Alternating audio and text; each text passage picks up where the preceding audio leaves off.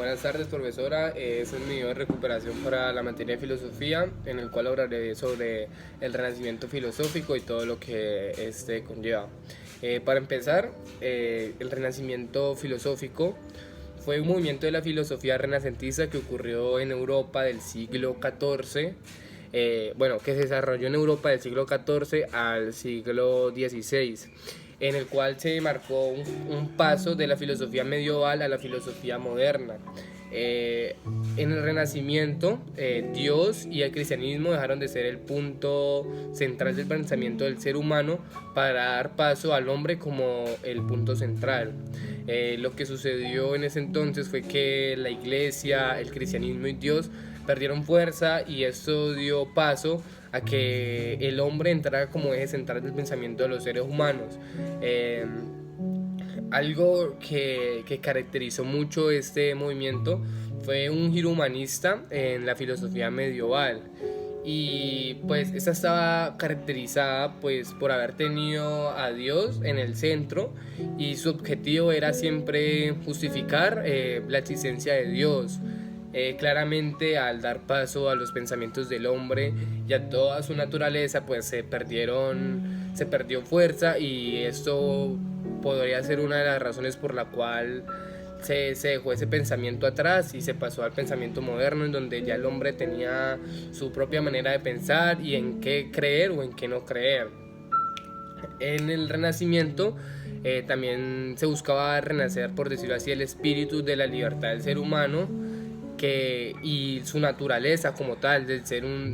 un ser humano libre en pensamiento, y de poder creer en lo que para él estaba bien o estaba mal, dependiendo de sus pensamientos y de lo que la persona creía en aquel entonces. Una de las características más notables del renacentismo fue el antropocentrismo, que lo que suponía era una valoración no solamente de la personalidad del ser humano, sino también de su individualidad, porque pues cabe aclarar que el ser humano es un ser individual, y que claramente no lo que me iba a pensar otro lo iba a pensar uno. Entonces siempre se buscó eso, poner al hombre como un ser individual y libre en lo que quisiera creer o pensar. Una de las principales corrientes filosóficas del Renacimiento fueron el platonismo, el aristotelismo, el estoicismo, el epicureísmo, el escepticismo, el naturalismo, y pues también otra cosa que se podría agregar a estas corrientes filosóficas puede ser la actividad científica,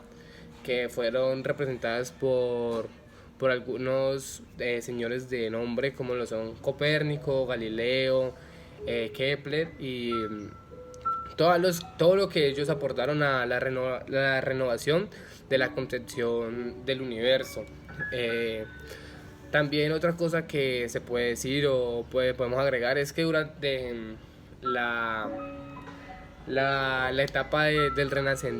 durante la etapa renacentista, la filosofía estuvo también destinada a explicar la crisis del pensamiento religioso. Como anteriormente dije, pues esa perdió fuerza, y también se buscaban una manera de explicar por qué se había perdido este.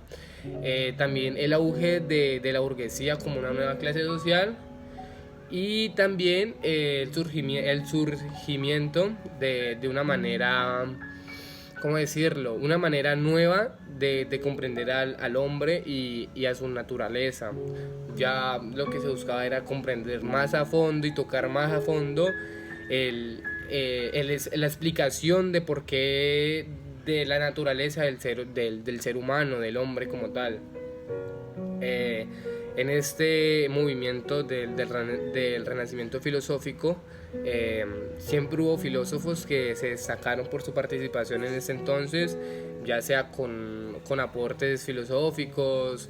con aportes a la política y diferentes tipos de cosas. Y pues algunos de ellos fueron Nicolás de Cusa, Michael de Montaigne, Francisco Suárez, Pietro Pomponazzi, Bernardino Telesio, Tommaso Campanella, Luis Vives, bueno, entre muchos, porque realmente esa fue fue un tiempo en el que la filosofía estuvo en su punto más alto, por decirlo así, porque claramente se le dio libertad a que el ser humano pudiera liberar sus pensamientos. O sea, siempre lo tuvo claramente, pero anteriormente por la poca, ¿cómo decirlo? Por decirlo así, como la credibilidad que se le daba en ese entonces a los pensamientos del ser humano y la poca relevancia que tenían esos en aquel entonces. Algo que cabe aclarar y que hay que decirlo es que la filosofía renacentista no tuvo la originalidad ni la solidez de la filosofía medieval anterior ni de la posterior moderna a esta. Solamente se le podría reconocer, por decirlo así, el mérito que tuvo esta al haber recuperado planteamientos de la antigüedad, y pues esto lo que llevó fue renovar el panorama filosófico como tal, pero algo como que haya aportado significativamente, no, pues porque esa no aportó un sistema original como tal. Eh, Algo también que se puede decir y que también en cierta parte es lo que pienso yo, es que la aparición del renacentismo fue muy importante para nosotros los seres humanos, ya que eso lo que llevó fue a obligar en cierta parte al ser humano a pensar más, a replantear las cosas, a dudar de las cosas, a experimentar las cosas y explorar más a fondo las cosas que ya se conocían, pero no se le habían dado una importancia. Bueno, esto lo que llevó fue a darle esa importancia que sí tenían, a buscarlas más a fondo y también a querer conocer cosas nuevas, buscar nuevas respuestas por decirlo así, al mundo, al ser humano, a como tal todas las dudas que nos surgen a nosotros en aquel entonces. Entonces, eso puede ser un poco contradictorio a lo que ya anteriormente, que no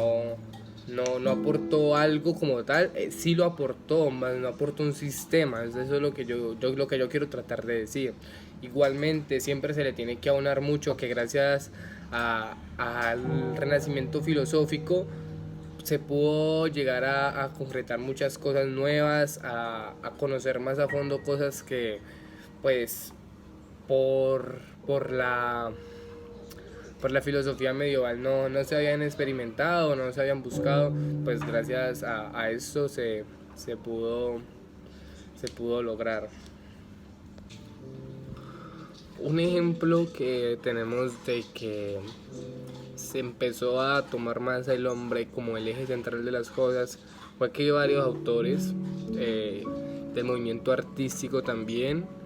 empezaron a darle más fuerza a esto. Un ejemplo claro de esto podría ser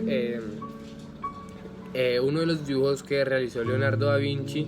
en el cual se muestra al hombre como medida de todas las cosas. En el dibujo se muestra cómo el hombre es el centro de todo y que a partir del hombre siempre van a salir diferentes raíces. Entonces también esto muestra el cómo sí tuvo una fuerza grande y que hasta los autores artísticos empezaron a promover más este tipo de cosas, y así como lo hizo él, lo hicieron muchas más personas, pero claramente es un tema que se extiende demasiado. Pero con esto creería yo que explico todo lo que con esto, profesora, creería yo que toqué todo lo que se debería de saber del Renacimiento filosófico, como lo son, qué fue, qué llegó a ser, características, qué fue ese movimiento, autores, datos y las diferentes corrientes que hubo en aquel entonces. Muchísimas gracias por su atención, profesora.